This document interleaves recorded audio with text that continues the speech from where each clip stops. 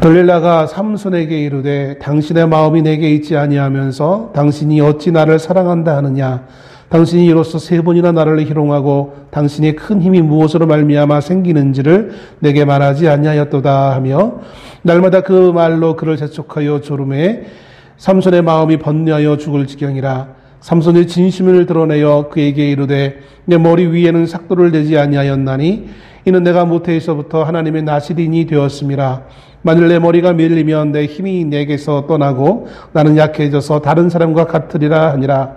들릴라가 삼손이 진심을 다 알려주므로 사람을 보내어 블레셋 사람들의 방백들을 불러 이르되 삼손이 내게 진심을 알려주었으니 이제 한 번만 올라오라 하니 블레셋 방백들이 손에 은을 가지고 그 여인에게로 올라오니라. 들릴라가 삼손에게 자기 무릎을 베고 자게 하고 사람을 불러 그의 머리털 7가닥을 밀고 괴롭게 하여 본즉 그의 힘이 없어졌더라. 아멘.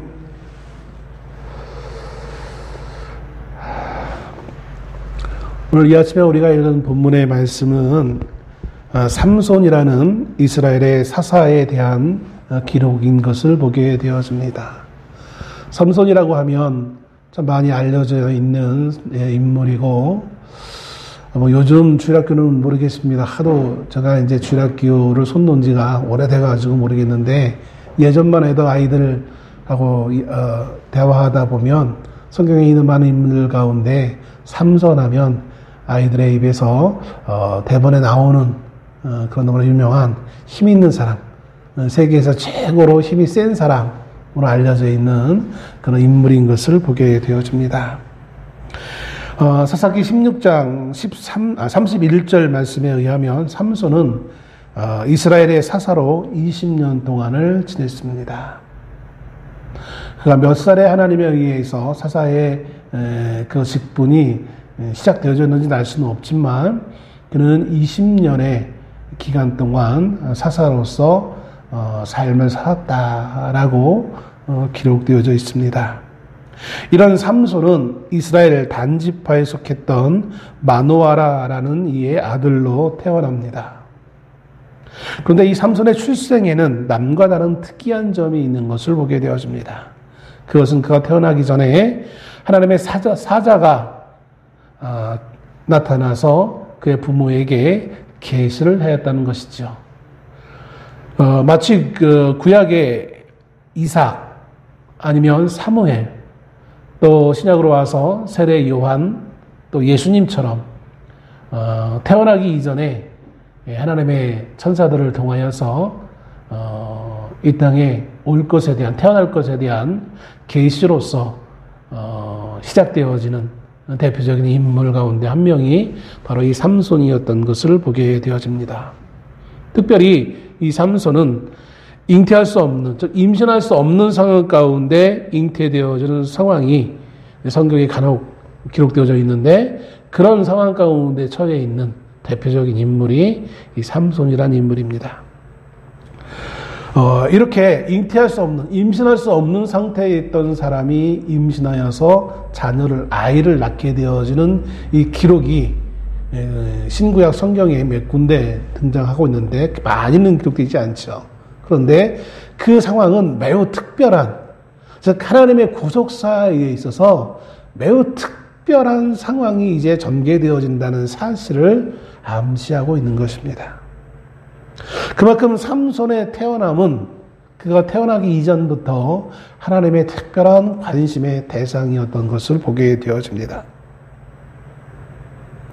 마치 아까 방금 전에 말씀드렸던 것처럼 구약의 사무엘이나 신약의 세례 요한처럼 그는 태어나기 이전부터 나시린이라는 정체성을 부여받으며 태어나게 되어집니다.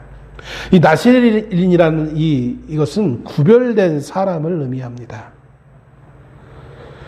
율법적으로 본다면 하나님께 바쳐진 사람이라는 뜻이죠. 그리고 오늘날 현대적 용어로 우리가 다르게 의미를 해석하게 되어진다면 사명자다라고 할 수 있을 것입니다. 많은 분들이 성경을 읽으면서 이제 어느 정도 성경적 지식을 가지고 있는 분들은 나실린이라는 이 단어가 그렇게 낯선 단어는 아닙니다. 그런데 한 가지 우리가 간과하는 것은 뭐냐면요. 구약에는 이 나실인이라는 사람이 매우 극히 제한적이었던 것을 보게 되어져요. 근데 여러분 신약에 봐서는 이 나실인이 사라졌을까요? 있을까요? 이 나실인은 방금 제가 말씀드렸던 현대적 용어로 제가 다시 한번 해석해 드렸잖아요. 뭐였다고요? 사명자. 그럼 이 사명자는 어느 특별한 목사나 선교사나 어느 특별한 어떤 은사자가 사명자가 아니라 하나님에 의해서 부름을 받은 모든 우리 믿는 자들이 바로 이 사명자입니다. 마치 구약의 성령이 구약시대의 모든 사람들에게 성령이 임한 것이 아니라 일부의 특별한 하나님의 사람들에게만 성령이 임했지만 오늘날 시대에는 믿는 모든 이들에게 성령이 임한 것처럼 나실이란 이 사명자는 구약에는 특별한 한두 명의 사람이 그 시대에 하나님의 사명자로 부름받았지만 그러나 오늘날은 우리 믿는 모든 사람 한 사람들이 바로 이 구약의 나실인과 같은 삶을 살아가는 존재라는 사실을 우리 현대의 성도들은 참 많이 알지 못하는 것 같습니다. 그런 관점에서 오늘 저는 이 본문의 말씀을 우리 성도 모두들에게 한번 적용할 수 있는 시간이 될 수 있기를 소원합니다. 이 나실인은 머리를 깎지 않고 포도주나 독주를 마시지 않는 것으로 구별됐다는 사실을 표현하고 있는 것을 민수기 6장 1절로 9절에서 말씀해 주고 있습니다. 이처럼 사사기 13장 4절 말씀에 오늘 이 삼손이 태어나기 전에 하나님의 천사는 포도주와 독주를 마시지 말며 어떤 부정한 것도 먹지 말 것을 명령하는 것을 보게 되었습니다.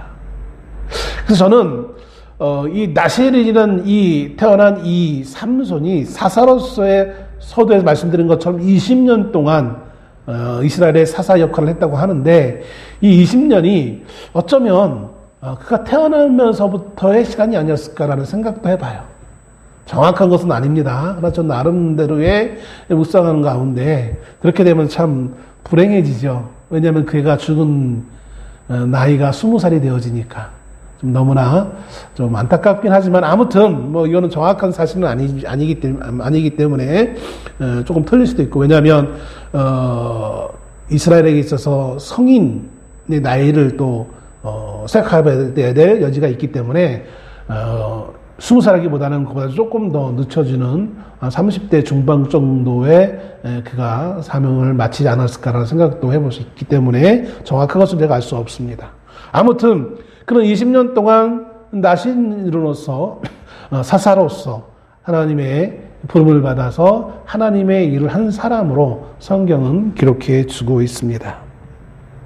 그런데 이런 삼손이 태어날 당시의 시대적 상황을 보게 되어지면 아주 짧은 문장 하나로 그 시대의 상황을 우리가 유추해 볼 수 있을 것입니다. 그것은 13장 1절에 있는 말씀입니다. 본문보다 조금 한 2장 앞에 가보면 13장 1절에 이렇게 기록합니다. 이스라엘 자손이 다시 여호와의 목전에 악을 행하였으므로 여호와께서 그들을 40년 동안 블레셋 사람의 손에 넘겨주시니라. 이스라엘 백성들이 하나님 앞에서 악을 행했다는 것입니다. 그래서 하나님은 그에 대한 심판으로 블레셋이라는 이방 민족에게 이스라엘을 넘겨주어서 블레셋의 침략을 받으며 많은 괴로운 시간들을 40년 동안 보낼 수밖에 없었음에 대한 것을 말해줍니다. 바로 그 시대쯤에 이 삼손이 태어나게 되어집니다. 결국 삼손에게 주어진 사명은 바로 이와 같은 이 13장 1절에 나와 있는 그 시대적 상황 가운데 심판의 결과로 나타난 이방민족 블레셋에게 삼손이 어떻게 대항할 것이고 어떤 역할을 할 것이며 어떻게 행동할 것인지에 대한 하나님의 시대적 사명을 부여받고 그가 태어난 것을 보게 되어집니다.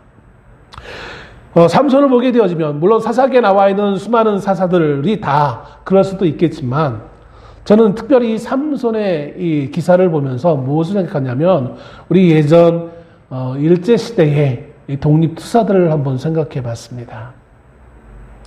일본에 의해서 나라를 빼앗긴 이후에 많은 나라를 민족을 생각하는 많은 젊은 혹은 뭐 심지어 나이 든 분들도 조국의 해방을 위해서 일신의 모든 것들을 다 포기하고 그저 일본에 저항하며 평생을 보냈던 그 독립군들의 모습이 오늘 삼손의 모습과 겹쳐져서 많은 생각을 하게 되어지는 것을 보게 되어집니다. 실제로 삼손은 자신의 민족을 생각하는 사람이었습니다. 민족의 원수인 블레셋에 대한 저항의식이 매우 대단했던 사람인 것 같이 보입니다. 민족을 위한 사명자였던 삼손은 열심을 가지고 있었습니다. 그리고 그는 단지 열심만을 가지고 있던 사람이 아니라 그 열심에 비례하여서 대단한 능력을 가지고 있었던 사람인 것을 알 수 있습니다. 그 어떤 블레셋 사람도 삼손을 이길 수 없었습니다. 이럴 때 일은커녕 이럴 때 다 젊은 어렸을 때 10대, 20대 초반 청년들 저 어렸을 때만 해도 그런 농담을 하는 것을 가끔가다 듣게 되어집니다. 한 사람이 몇 명과 싸울 수 있는지 전설에 이를 때 17 싸움 김두한이 예전에 그렇게 했다 이런 거 하면서 대단한 어떤 싸움꾼을 표현할 때 그렇게 많이들 언급했던 것을 기억합니다. 근데 이 삼손은 1대 17 정도가 아니라 수백 명, 기본적으로 수천 명도 상대할 수 있는 대단히 놀라운 그러한 힘 있는 사람이었던 것을 보게 되어집니다. 좀 전에 말씀드렸던 것처럼 그 어떤 누구도 블레셋의 그 어떤 힘이 있는 사람도 결코 이 삼손을 대적할 수 없는, 우리가 성경에 나와 있는 것 또 다른 본문에 보면 삼손이 그만 젊은 사자하고도 싸워서 사자를 맨손으로 입을 찢어 죽일 정도로 대단한 어떤 힘이 있는 사람으로 성경은 우리에게 표현하고 있는 것을 보게 되어지죠. 그러니 어떤 누가 그를 이길 수 있겠습니까? 그런데 그런 삼손이 이제 흔들리는 일이 발생하게 되어집니다. 사사기는 총 21장으로 되어져 있습니다. 근데 그 21장으로 구성되어져 있는 이 사사기에 삼손에 관련되어지는 기사가 4장입니다. 상당히 많은 부분이 삼손과 연관되어진 기록들을 하고 있어요. 저는 근데 오늘 그 삼손에 관련되어진 그 앞에 부분들을 모두 보지 않고 뒤에 부분에 극히 일부분만 이 본문의 말씀을 통하여서 오늘 삼손을 통한 우리를 돌아볼 수 있기를 소원하는 것입니다. 정말 용맹하고 대단한 능력을 가지고 있던, 또 하나님과 함께 있었던, 하나님의 능력이 함께 있었던 삼손이지만 그날 그는 정말 흔들릴 수밖에 없는 상황을 맞이하게 되어집니다. 그것은 들릴라라는 한 여인과의 만남에서 비롯되어집니다. 삼손은 소래골짜기라고 이름 붙여져 있는 곳에서 들릴라, 영어 이름으로 본다면 딜라일라라는 이름을 가지고 있는 여인을 만나고 그 여인을 사랑하게 되었습니다. 우리가 읽지 않은 앞에 보면 이미 그는 한번 사랑의 쓴맛을 이미 봤어요. 딥나 여인이라는 그 여인도 이방 여인이었죠. 이방 여인과의 그 사랑, 한 번의 그 사랑이 그만 쓴맛을 경험하게 되어지고, 그리고 나서 이제는 들릴라라고 하는 한 여인을 또 만나게 되어지죠. 이 삼손과 이 드릴라라는 발음이 참 제가 잘 좋지 않아서 발음하기가 좀 쉽지 않네요. 드릴라라고 하는 이 히브리식 명칭보다는 영어식 명칭인 딜라일라가 훨씬 더 발음하기가 좋네요. 우리 주변에 이제는 이제 외국인들을 자주 볼 수 있는 그런 시대에 살고 있기 때문에 보면 여러분 혹시 주변에 외국인들 가면 딜라일라라는 이름을 가지고 있는 여인을 만나면 그 여인이 성경에 나와 있는 드릴라라는 이름과 같은 의미구나라고 이해하시면 될 거예요. 마치 흔한 외국인 이름 존이라는 이름이 성경에 나와 있는 요한에서 비롯된 것처럼요. 자, 아무튼 이 소래골짜기라는, 그들이 살고 있는 이 소래골짜기라는 이 이름에는 좋은 포도의 골짜기라는 의미도 있지만 여기엔 또 숨겨진 의미가 담겨져 있어요. 그게 뭐냐면 유혹 또는 덫의 골짜기라는 의미입니다. 아마 이 삼손의 이 기사 이후로 이 솔의 골짜기는 유혹의 골짜기, 덫의 골짜기라는 그런 별칭을 얻지 않았을까라는 생각을 해보게 되어집니다. 삼손을 1대1로는, 아니 1대 다로도 도저히 어찌할 수 없었던 이 블레셋 방백들은, 지도자들은 이 들릴라라는 여인에게 한 가지 딜을 합니다. 아마 그 협박 반, 또 유혹 반 이렇게 했겠죠. 유혹은 이 여인에게 은 1,100개를 줄 것을 약속하고, 협박으로 말한다면 만일 그렇게 협조하지 아니하면 너와 너의 가족들을 살려주지 않겠노라고 이렇게 협박을 했던 것을 보게 되었습니다. 이 들릴라는 여인은 어쩔 수 없이 마치 누이 좋고 매부 좋고라는 마음을 가지고 있을지는 모르겠어요. 정말 이 여인이 삼손이 여인을 사랑한 것처럼 이 여인이 삼손을 사랑했는지는 모르겠지만, 아무튼 여인은 이 블레셋 방백들의 요구를 들어주기로 마음을 먹었습니다. 블레셋 방백들은 이 여인에게 이렇게 이것을 알아볼 것을 요구합니다. 삼손의 그 큰 힘이 어디서 생겨나게 되어졌는지, 그리고 어떻게 하면 그를 결박하여서 굴복시킬 수 있는지 그 방법에 대해서, 어떻게 보면 두 가지이기도 하지만 어떻게 보면 궁극적으로 보면 한 가지 요구사항을 하게 되어지는 것입니다. 오늘 본문의 말씀 16절에 보면 날마다 그 말로 그를 재촉하여 졸음해. 그러니까 이 여인이 얼마나 이 삼손의 비밀을 알기 위해 집요한 행동들을 했는지 이 짧은 문장 하나 가운데 그대로 다 표현되어 있습니다. 그를 날마다 그 말로 그를 재촉했다. 자신이 사랑하는 여인이 순간순간마다 그 비밀을 물어본다면 과연 어느 남자가 이 유혹을 이겨낼 수 있을까요? 참 쉽지만 않았을 거예요. 그리고 그에 대해서 삼손은 도무지 그 비밀을, 그 비결을 알려주면 안 되는데, 사랑하는 그 여인이 날마다 그를 조를 때에 이걸 어떻게 하면 좋을까? 아마 그 마음도 오늘 말씀해 보면 삼손의 마음이 번뇌하여 죽을 지경이라 라는 말씀 가운데도 잘 표현되어 있어요. 가르쳐주지 마라. 가르쳐줘야 될까? 그래도 될까? 안 돼. 이 마음이 하루에도 몇십 번씩 삼손의 마음을 흔들었을 거예요. 번뇌라는 것을 보면 이건 불교적 용어죠. 어쩔 수 없이 불교적 용어이지만 우리가 보편적으로 사용하는 단어이기 때문에 성경도 번뇌라고 번역을 했지만, 이 번뇌라는 단어의 의미를 쭉 찾아보면 무언가에 몰입하여서 그 마음이 괴로운 거예요. 결국 이 삼손은 이 들릴라는 여인과 사랑에 빠져서 거기에 많이 그 마음을 빼앗긴 나머지 그 마음의 평안을 잃어버리게 되어지고 이렇게 매우 혼란스럽고 힘겨운 상황을 맞이하게 되어집니다. 물론 처음 삼손은 3번이나 이 여인을 속였습니다. 처음에는 마르지 아니한 새 활줄 7으로 자신을 묶으면 힘을 잃을 것이다 라고 이야기했죠. 들릴라는 삼손이 가르쳐준 방법대로 잠들어 있는 삼손을 한번 묶어봤어요. 그런데 깨어난 삼손은 자신이 말한 것과는 다르게 쉽게 자신을 묶은 그 줄을, 새 활줄을 끊어내는 놀라운 힘을 발휘하게 되었습니다. 두 번째는 쓰지 아니한 새 밧줄로 묶으면 자신 힘을 쓸 수 없다라고 말을 했습니다. 이번에도 역시 거짓이었습니다.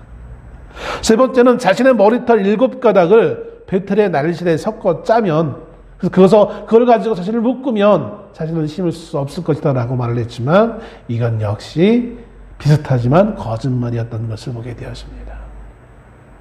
결국 이제 3번이나 속은 이 들릴라는 이 삼손을 향하여 더 강하게 압박했을 것이고, 그리고 삼손은 마지못해 그 요구에, 그 유혹에 넘어갑니다.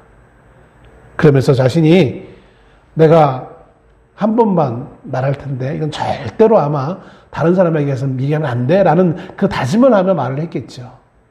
당신만 알고 있어. 너만 알고 있어. 다른 사람한테 가르쳐주면 절대로 안 돼. 내가 사실 태어날 때부터 나는 나시린인데 그래서 나는 태어나면서부터 한 번도 머리를 깎지 않았어. 그러니 머리가 밀리면 힘이 떠나게 되어지고 약해져서 다른 사람과 같이 될 거야 라는 말을 하게 되어집니다. 참 여자의 촉은 참 무섭죠. 이번만큼은 뭔가 맞는 것 같아요. 다들 그러잖아요. 여자의 촉은 무시할 수 없다고. 그래요. 이번만은 정말인 것 같아. 그래서 이 들릴라가 블레셋 방백들을 불러서 만나서 약속한 은 1100개를 요구하면서 이번엔 진짜니까 이제 삼손을 묶을 준비를 하고 올 것을 요구하죠. 그리고 정말 잠든 삼손의 머리를 밀었는데 정말 삼손은 그에게서 힘이 사라진 것을 알게 되어집니다.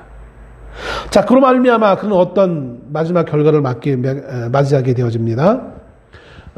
블레셋 방백들은 삼손을 묶고 그를 끌고 가서 그가 그동안 보였던 수많은 블레셋 사람들을 죽였던 그 행동에 대한 보복으로 그를 앞을 볼 수 없도록 그의 눈을 빼버리고 그리고 소들이 무는 맷돌을 삼손이 이제 돌리게 하는 그런 치욕적인 순간을 맞이하게 되었습니다. 이 맷돌은 우리가 왜 옛날에 시골에 가면 여인들이 앉아가지고 돌리는 그 조그만 맷돌이 아니라 거대한 맷돌을 얘기합니다. 방금 말씀드렸던 것처럼 소가 이렇게 소의 몽에를 메어서 끌게 하게 줄로 이어서 끌게 했던 거대한 맷돌, 그 맷돌을 인간인 삼손이 맬 수밖에 없는 상황을 맞이하게 되어지죠. 결국 이것은 짐승이나 하는 일을 하는 사람으로 전락되어지는 것을 보게 되었습니다. 삼손은 하나님의 사람으로 하나님과 함께하며 하나님의 능력을 가지고 하나님의 사명을 감당해야 될 사람으로 이 땅에 태어났습니다. 그리고 자라왔고 그렇게 행동했었습니다. 그런데 그의 마지막은 그의 사명과는 전혀 다르게 짐승이나 하는 일을 하며 하루하루를 보내는 죽기를 기다릴 수밖에 없는 그러한 정말 비참한 상황으로 전락하게 되어지는 것을 보게 되었습니다.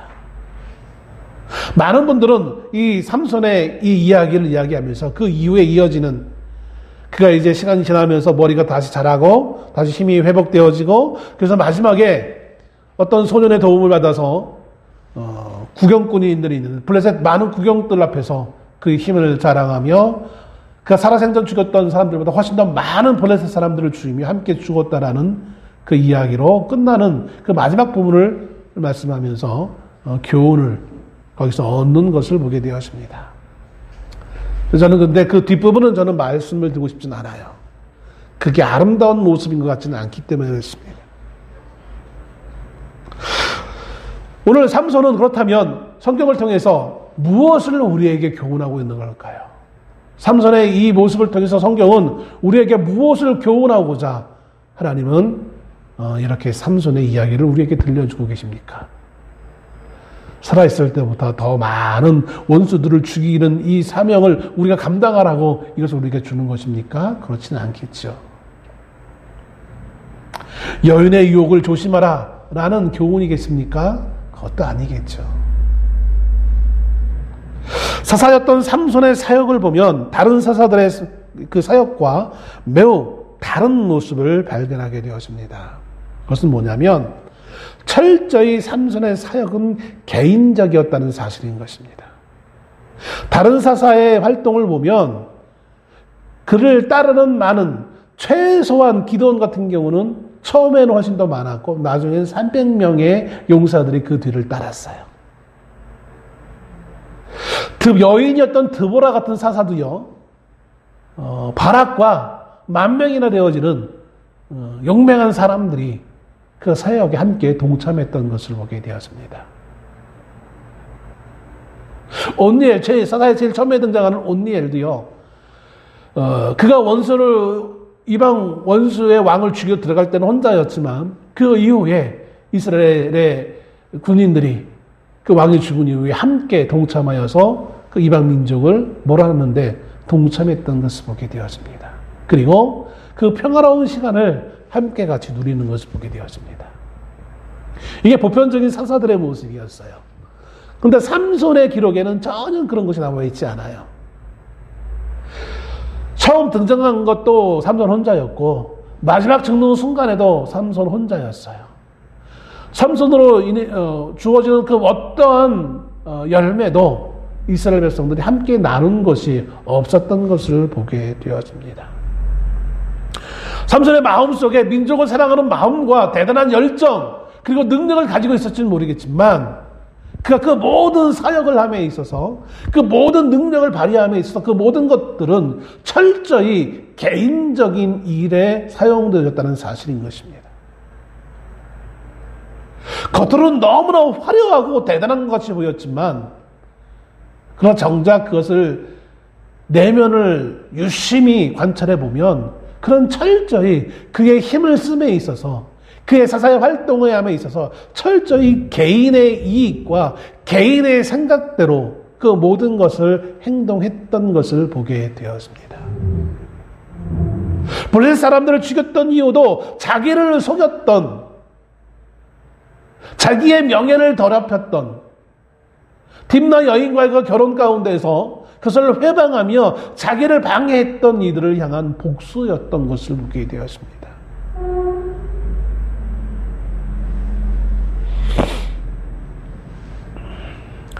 물론 사사시대에 이 삼손과 함께하지 않았던 이스라엘 민족들의 근본적인 문제도 있을 것입니다.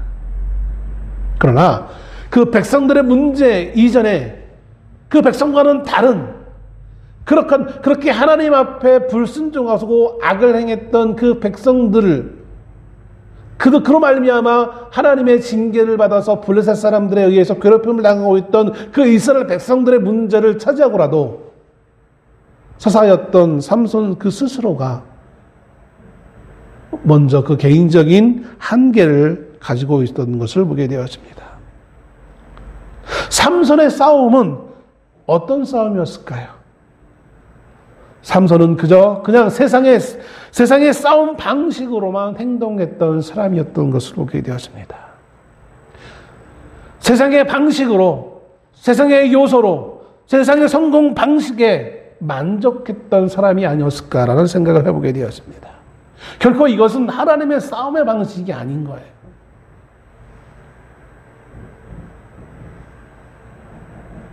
그는 몇 명을 죽였고 어떤 도구로 블레셋 사람들을 어떻게 죽였는지 그런 그 기사 외에는 다른 게 없어요. 그는 철저히 물론 하나님이 주신 능력으로 그 힘으로 싸우긴 했겠지만 그러나 그는 철저히 하나님이 주신 것을 가지고 자신의 방식으로만 사용하고 자신을 위한 것으로 쓰는 것으로 만족하며 그렇게 시간을 보냈던 존재인 것을 보게 되어지는 것이죠. 오히려 블레셋 사람들은 삼손과 힘으로 싸워서는 안 된다는 것을 깨닫고 삼손의 힘의 근원을 알기 위해 삼손이 사랑하는 들릴라에게 접근했던 것을 보게 되어집니다. 세상이 오히려 세상의 방식대로 싸우지 않고 교묘하게, 물론 그 교묘함도 세상의 하나의 또 다른 방식일 수도 있겠지만 세상이 자랑하고 있는 세상의 힘으로가 아닌 또 다른 세상의 요소로서 이 삼손을 상대하려고 했던 것을 보게 되었습니다. 사사기는요, 우리에게 거듭되는 싸움을 말해주고 있습니다. 가나안이란 이 땅은 하나님의 백성들에 의해서 정복되어지기로 약속된 땅이었습니다. 애굽에서 별 볼 일 없는 노예로 삶을 살고 있던 이스라엘 사람들에게 감히 꿈도 꿀 수 없는 놀라운 반전의 비전을 그들에게 제시하는데 그것은 저 가나안 땅이 너희들에게 주어진 땅이라는 것이었습니다. 너희가 정복해야 될 땅이라고, 내가 너희에게 줄 땅이라고 말씀하셨던 것이죠. 애굽에 있던 이스라엘 사람들에게 있어서는 그건 도무지 가보지도 못한 땅이고 알지도 못한 땅이었지만 이미 그들은 그들에게 주어진 땅으로 인식될 수밖에 없는 것이었어요. 하나님으로부터 약속받은 땅이기 때문에 정복을 전제된 땅이었고, 그리고 실제로 이스라엘 백성들은 그 하나님의 약속을 믿고 그 말씀대로 순종했을 때 그들은 그 땅을 밟게 되어지고 그 땅을 소유하게 되어지는 것을 보게 되었습니다. 그런데 문제는 그 땅은, 하나님이 주신 그 땅은 단지 정복하는 것으로 끝나는 땅이 아니었어요. 단지 소유하는 것으로 끝나는 땅이 아니었다는 것입니다. 그 땅에서 이스라엘 사람들은 살아가야 되는 거예요. 그리고 그 살아간다는 것은 그냥 사는 것이 아니라 정복과는 또 다른 싸움이 있는 땅이었다는 사실을 하나님은 그들에게 어렴풋이 알게 하시는 거예요. 그게 신명기의 말씀이에요. 너희가 그 땅에 들어가서 살 때에 그 조건을 하나님이 붙이세요. 왜 그런 말씀을 하실까요? 그것은 단지 너희가 그 땅을 정복해서 끝나는 것이 아니라 그 정복한 이후에 또 다른 싸움이, 보이지 않는 영적인 싸움이 있다는 사실을 그 말씀을 통하여서 이스라엘 백성들에게 알려주시는 거예요.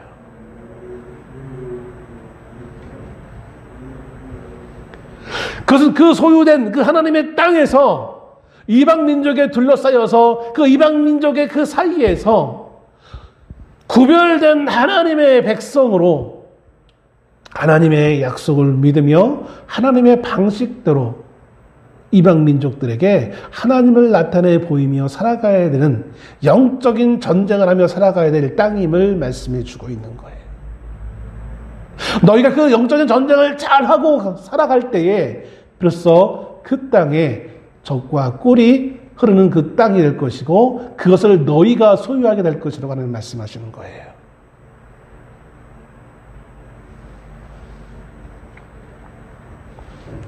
그리고 이것은 비단 육체의 이스라엘 백성들에게만 해당되어지는 것이 아니라 오늘을 살고 있는 우리 성도들에게도 동일하게 해주시는 거예요. 구약의 하나님의 백성인 이스라엘 백성들에게는 팔레스타인 그 땅이 하나님의 약속의 땅이었다면 오늘 신약의 하나님의 백성인 우리들에게 바로 우리가 살고 있는 이곳이 바로 하나님의 약속한 땅이라는 것입니다. 구약의 하나님의 백성인 이스라엘 백성들에게는 보여지는 영토의 경계선이 있어서 그것이 구별되어졌지만 그러나 오늘 우리에게는 보이는 영토선은 없어요. 그저 혼재되어져 있을 뿐이에요. 약속의 백성과 약속 바깥에 있는 백성이 함께 어우러져 살아갈 수밖에 없는 이 땅에 우리는 하루하루 살아가고 있는 거예요. 그러면서 구약의 이스라엘 백성들이 늘 그의 싸움이 하나님의 싸움을 싸우며 살았던 것처럼 오늘 신앙의 성도인 우리들도 보이지 아니하는 영적인 것과의 싸움을 싸우며 살아가는 존재임을 우리는 이 본문의 말씀을 통해서 알 수 있어야 된다는 것이죠. 우리 각자가 앞에서 말씀드린 것처럼 하나님에 의해서 부름받은 나실인 사명자인 거예요. 하나님의 싸움을 싸우며 살아가는 자예요.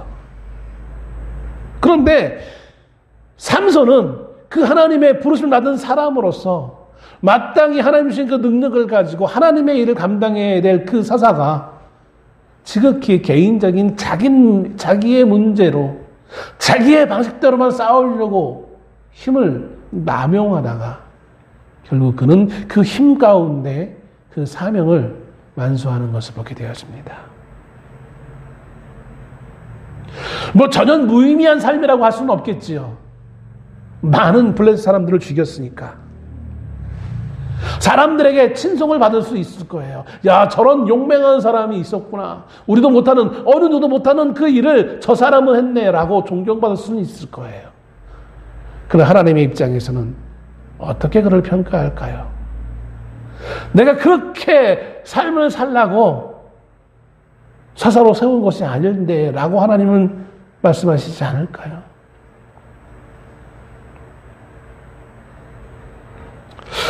예수를 믿지 않는 사람들은 아무리 거룩하게 살려고 애써도 그것은 그저 육체의 모습에 지나지 않는 모습인 것입니다. 영적으로 거듭나고 훈련받은 백성들만이 하나님의 말씀대로 살 수 있고, 그리고 그런 사람만이 하나님의 인정을 받으며 하나님의 능력 가운데 살아갈 수 있는 것입니다. 우리는 세상의 방식으로 하나님의 능력을 주셨음에도 불구하고, 하나님의 의에 부름을 받았음에도 불구하고 하나님의 방식이 아니라 그저 주신 그 능력만을 자신을 위해 사용하면서 그 세상에 원하고 있는 것들을 추구하며 세상의 방식대로 인정받으며 그 살기를 소원하며 살아가고 있지는 않습니까? 와, 저렇게 원수를 많이 죽이면 되는 거야. 우리가 열심히 살아서 물질만 많이 얻으면 되고 성공하면 되는 거야.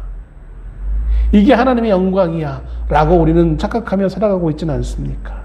물론 가난해져야 된다는 의미는 아닙니다. 가난하게 사는 것만이 하나님의 의도하심이라고 하지는 않을 것입니다.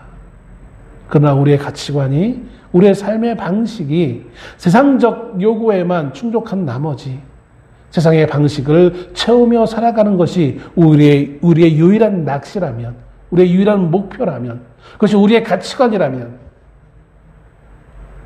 그것은 삼손처럼 짐승이 하는 일을 하며 앞도 보지 못하고 앞가림도 하지 못하고 앞도 보지 못하며 분별하지 못하며 짐승의 일을 하며 이 땅의 삶을 살다가 그저 마지막에 대해서야 겨우 하나님의 은혜 가운데 구원받는 인생으로 마지막을 채우는 그런 인생에 불과한 것을 보게 되었습니다. 이렇게 말씀드리면 어떤 이는 그것이 그렇게 하는 것만이 어때? 구원은 받았잖아.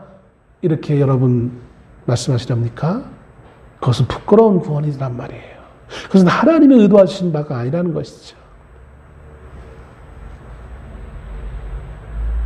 에베소서 6장 12절에는 그래서 이렇게 말씀합니다. 우리의 씨름은 혈과 육을 상대하는 것이 아니요 통치자들과 권세들과 이 어둠의 세상 주관자들과 하늘에 있는 악의 영들을 상대함이라. 우리의 씨름은, 우리의 싸움의 대상은, 우리가 열심히 상대해야 될 대상은 보이는 세상의 권세와 물질이 아니에요. 명예와 성공이 아니에요. 보이지 아니하는 어둠의 영, 그리고 그 어둠의 영이 계획하는 그 모든 우리를 향한 술수와 음모와 그 협잡이 우리가 상대할 내용이라는 거예요. 들릴라가 삼손을 미혹하기 위해서 얼마나 날마다 갖은 방법을 동원하면서 삼손을 괴롭게 했습니까? 오늘 믿음의 성도들이 하나님의 말씀이 아니라 세상 것에, 세상의 유혹에, 세상의 방식대로 삶을 살다가 세상의 것들을 추구하기 위해 얼마나 많은 번뇌 어린 하루하루의 삶을 살아가게 되어집니까? 정작 하나님의 부름을 받아서 하나님의 것을 기억하며 하나님의 것을 근심하며 하나님을 위해 묵상하며 하나님의 것을 찾아가야 될 우리가 하나님의 것이 아닌 나의 것을 채우기 위해, 내 욕망을 채우기 위해, 나의 방식으로 하나님의 영광을 위해 산다라는 그 미명하에 얼마나 헛된 것들에 내 마음을 빼앗기며 우리는 번뇌하며 살아갑니까? 차라리 하나님을 몰랐다면 이렇게 하지 않아도 됐을 텐데 어떤 이들은 그렇게 생각할지 모르겠어요. 왜 하나님을 알아서 범죄하는 것도 아니고 그렇다고 안 하는 것도 아니고 이런 어정쩡한 삶을 살아야 됩니까? 젊은이들 가운데 그렇게 근심했던 사람들이 예전에 많았어요. 요즘은 아예 그런 근심도 안 하는 것 같아요. 좋은 게 좋은 거지 뭐. 예전에는 그래도 이렇게 하는 게 양심상 아닌데 라고 생각은 했어요. 근데 지금은 그마저도 잃어버린 현대 성도들의 모습을 발견하게 되었습니다. 그래서 내 마음 편하게만 살면 되지. 예? 하루하루 근심 없이 잘 먹고 살면 되지. 그거는 맷돌을 멜며 하루하루를 살던 삼손의 모습이라는 거예요. 그게. 오늘 우리는 그와 같은 삼손의 삶을 살고 있지는 않습니까? 하나님이 주신 그 대단한 성도의 그 이름을 부여받은 우리로서, 하나님의 능력을, 성령의 능력을 받은 자로서 우리는 그런 모습으로 하루하루를 살아가고 있지는 않습니까? 삼손에게 있어서 또 다른 문제는요, 오늘 말씀해 보면 여호와께서 이미 자기를 떠나신 줄 깨닫지 못하였더라라는 말씀 가운데 담겨져 있어요. 그가 자다가 깨어나서 자신의 머리가 밀린 줄 모르고 들릴라가 외치니까, 아 그래 나 지난과 같이 나도 다시 블레셋 이놈들을 물리쳐야지라고 일어났는데 정작 하나님은 이미 그를 떠났다라는 사실인 거예요.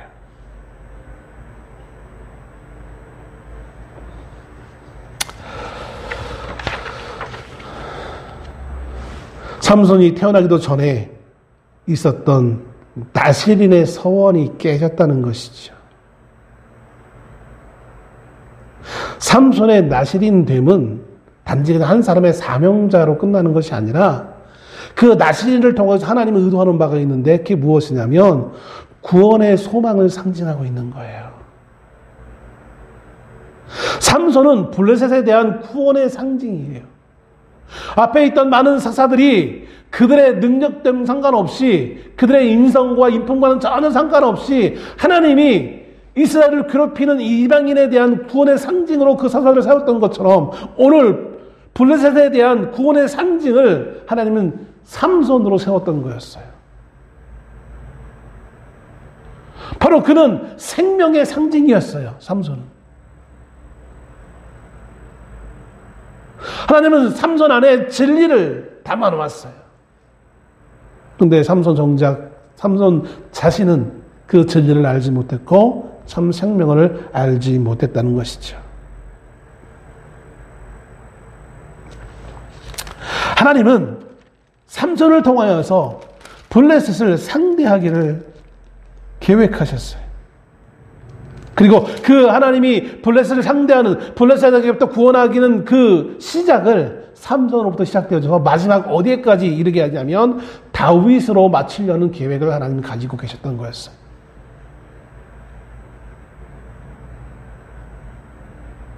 하나님은 삼손을 통하여서 수많은 이스라엘 사람들 가운데 있었지만 그 삼손을 통하여서 블레셋을 향한 구원을 시작하셨다라고 성경은 기록하고 있어요. 그 마침은 다윗이죠. 다윗은 누구를 상징합니까? 구약의 다윗은 예수 그리스도를 상징하고 있는 거예요. 예수 그리스도 오시기까지 재림을 약속하신 예수 그리스도, 다시 오실 그 예수 그리스도 이 땅에 오실 때까지 오늘 부름받은 성도 한 사람 한 사람들은 바로 이 삼손처럼 하나님의 구원을 상징하며 이 땅에서 하나님의 생명과 진리 가운데 그것을 드러내며 살아가야 될 사명과 책임이 오늘 우리 모두에게 있다는 사실인 것입니다. 나를 이기고 세상을 이기고 사단을 이기는 능력을 그리스도 예수 안에 있는 우리 모든 성도에게 하나님 이미 허락하셨고, 그리고 그와 같은 싸움을 싸우며 다시 오실 예수 그리스도를 기다릴 것을 하나님은 우리에게 밝히 보여주시는 것입니다. 이것이 오늘 사사기에 나와 있는 삼손을 통한 우리의 교훈인 것입니다. 이 싸움을 싸우는 과정 가운데 우리는 힘들 수 있어요. 어려울 수 있어요. 나와의 싸움이 너무나 힘들고 그 드릴라의 유혹이 그의 마음을 번냈던 것처럼 세상의 유혹이, 세상의 그 미혹이 우리를 괴롭게 하고 우리가 외롭고 힘들 수 있어요. 그런데 이 길이 바로 하나님이 우리에게 주어진 사명이라는 거예요. 그리고 하나님은 이 길을 결코 우리 혼자 홀로 있게 하시지 않아요. 삼손은 자기 혼자인 것을 생각했지만 오늘 우리에게는 하나님의 성령이 함께 하시는 거예요. 그리고 우리의 눈을 돌려 옆을 보면 내 옆에 있는 성도가 함께할 동료인 거예요. 여러분, 이 말씀에 우리가 의미를 다시 한번 묵상하며 한 주간 동안 우리가 우리 안에 있는 이 진리와 생명을 간직하고 세상과의 싸움을 다시 오실 예수 그리스도가 이 땅에 오실 때까지 소망 가운데 이 믿음의 싸움을 싸우며 나갈 수 있는 우리가 될 수 있기를 소원합니다. 때로는 아플 수 있어요. 힘겨울 수 있어요. 괴로울 수 있어요. 포기하고 싶은 마음이 있을 수 있어요. 그러나 주님이 이 땅에 오셔서 그 힘겨운 가정 가운데서도 능히 그것을 극복해 나가며 기도 가운데 승리했던 모습을 우리가 한번 되새겨보고 주님이 우리를 향한 그 격려의 위로의 말씀을 한번 들을 수 있는 그런 삶으로 승리의 삶으로 살아갈 수 있는 우리가 될 수 있기를 주님으로 축원합니다. 기도하겠습니다.